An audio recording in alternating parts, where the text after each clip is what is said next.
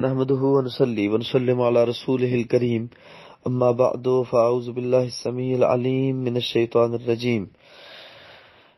بھائی نے خواب کے حوالے سے پوچھا ہے کہ خواب میں جنت اور جہنم کو دیکھا جا سکتا ہے، اسلام میں اس کی کوئی وضاحت موجود ہے؟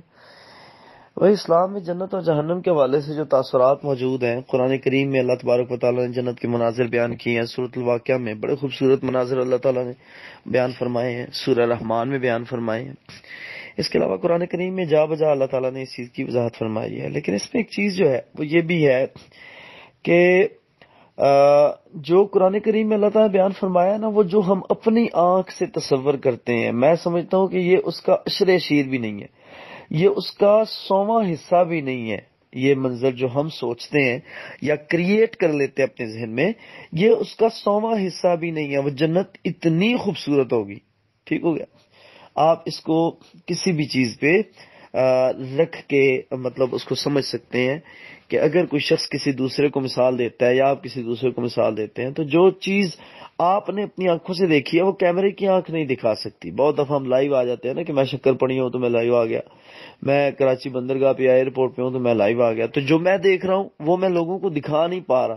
جس طرح میری آنکھیں اس کو پک کر رہی ہیں، اس کو محسوس کر رہی ہیں، اس سے لطف اندوز ہو رہی ہیں، ایسے لوگ نہیں لطف اندوز ہو پائیں گے اسکرین سے، حالانکہ سیم وہی چیز بندہ اسکرین پہ دکھا رہا ہوتا ہے۔ تو لہٰذا جنت کو خواب میں دیکھنا یا جہنم کو خواب میں دیکھنا، میں نہیں سمجھتا کہ بندہ اس کو من و عن دیکھ سکتا ہے۔ انسان کا ایک اپنا تصور ہے، بندہ یہ سمجھتا ہے کہ شاید یہ جنت ہے، یا بندہ ایک ذہن بنا لیتا ہے نیک آدمی سوتے وقت کہ میں جنت جو ہے وہ دیکھ سکتا ہوں یا دیکھ لوں گا، یا اللہ تعالیٰ مجھے جنت دے گا۔ وہ سوتا ہے تو اس کو خواب آ جاتی ہے، تو وہ سمجھتا ہے کہ میں نے جنت دیکھ لی ہے، یا وہ دوسروں سے بیان سن لیتا ہے یا بیان کر دیتا ہے کہ میں نے جنت دیکھی ہے۔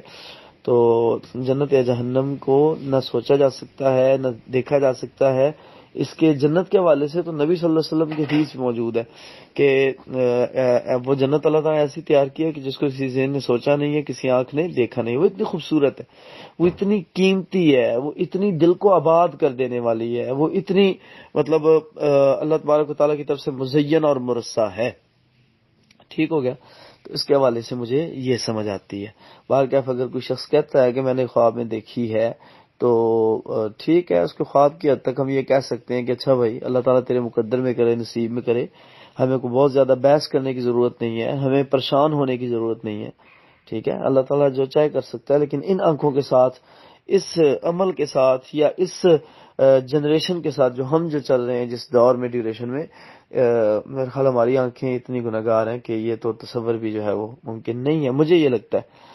تو باقی حدیث اور قرآن کی روشنی میں بھی یہی سمجھ آتی ہے۔ بارک اللہ فیکم۔